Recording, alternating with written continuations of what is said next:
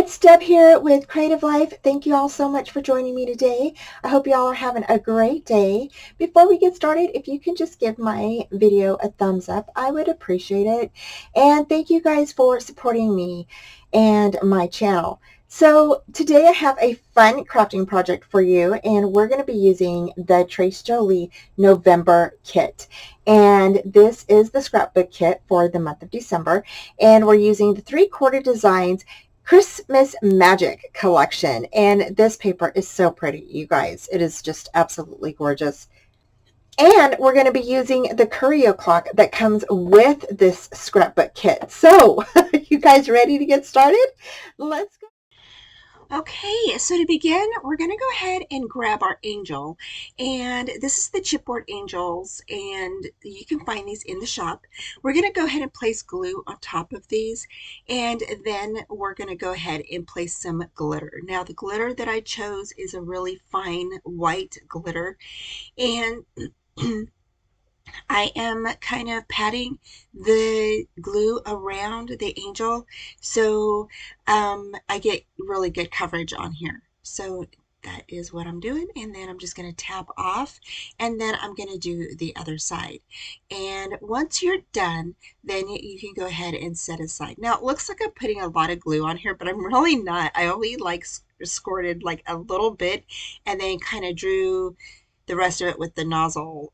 So it's not a lot of glue at all. And again, I'm just going to go ahead and I'm going to sprinkle that glitter on. And then once it's done, then I'm going to go ahead and set aside to dry. Okay, so the next thing I did is I grabbed one of the white poinsettias and I went ahead and grabbed this flat magical. It is the Wild Rose Rouge, and it is by Lindsay's Gang, and this was in one of the mixed media kits before. So I will try to link that down below for you if it's still available, okay? And you can definitely paint your flowers with this. It's so pretty. And yeah, I just put like a tiny bit on my mat, added some water, and then went ahead and started painting the flower. And you can see it goes on really nice. It's not sopping wet, so you don't have to worry about adding a lot of water to get what you need. You just add a little tiny bit. And then we're going to go ahead and let that dry. Next, I'm going to go ahead and grab my little lid, and this is the lid that sits in behind the clock. And I drew a circle on one of the pattern papers, and then I'm going to go ahead and I'm just going to cut that out. So this paper is so pretty, you guys. If you haven't seen it yet, oh my gosh, it is so, so pretty. So if you get a chance, check out the release videos, and oh my gosh, it's just so pretty. Such a great paper for Christmas. And then here I'm just cutting around my circle. And then what I'm going to do is I'm going to place the circle inside of the tin here. Okay, the little backing. And I'm going to flip this over and I'm going to draw where the excess kind of pokes out. So I'm going to just draw a little line and I'm going to cut that line out. And so next I'm just going to cut out the excess there and then keep fitting it inside of the little round area until it fits like kind of snug in there. I did not glue my paper down. You can if you want to. I just didn't do it because mine fit really snug inside, and so I felt like I didn't really need any glue in there. And then here is where I put the lid on, and then there's the little top piece. I went ahead and grabbed some little fairy lights that I had in my stash, and that is what I was going to put inside of this little clock. And it is super, super cute. I absolutely love these little fairy lights. They're so cute, and I think I got these either from Walmart or Target. I can't remember where I found them, but there's somewhere you can get them all over now. But to adhere them to the inside of the clock, I went ahead and used pop dots, glue dots, okay? And so I went ahead and just placed those inside of the little clock all over. And I also used it to hold down the metal ring.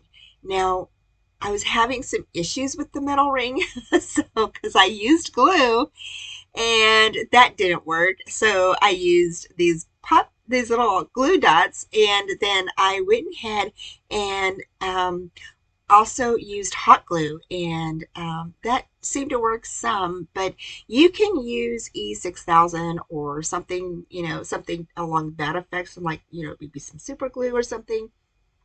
Let it dry, and then when it's dried, you can go ahead and start gluing down. But because I was working and I couldn't wait for it to dry, I just went ahead and used some glue dots on the inside to hold that little metal ring down, and it worked great. I didn't have to worry about it moving or coming off or anything. It worked really well. So you can use the glue dots as well. so, um, so I went ahead and just was placing these little lights all over on the inside of the clock. And again, I used glue dots to hold the little lights down. I did place a few little pieces of double back tape in there, but it wasn't a lot. It was just like maybe one or two pieces. And then that's it, and it worked. Next, I grabbed some batting because, or some stuffing, so that way I wanted a look of snow. And to get that, I thought maybe using this would be really nice. And then I also grabbed my snow making stuff, and that is instant snow to go, and that is what I use to create my snow. You'll see here in a bit. um, and so here I was just kind of playing around with some things, trying to see if they would fit in there really well. And the one thing that I noticed is I didn't have like a platform. So what I did is I cut a piece of chipboard or board that I had, and it cut it to like 1 inch by 3 3/4, or until it fit inside across the bottom of that clock. And then I went ahead and placed my snow in there, and went ahead and also placed some chipboard on the back of the tree so it would have a lift to it when I put it on or taped it to the back of the clock. Next, I went ahead and grabbed our angel, and I only put glue on one side so that way it would be attached to the tree. So it kind of sits like a little bit catty corner, and it doesn't sit like, just straight on up and down. It kind of sits a little bit catty corner. And then I turned on the lights, but I noticed that you can't really see the lights, right? So I was a little bit upset about that. And so I went ahead and later on, I took everything out and cut down the chipboard a little bit more, so that way, and I kind of removed the back and kind of moved the lights around on the inside, so there's more lights to the sides and above than underneath, so that way I could still keep my platform, and everything sits on top of the platform.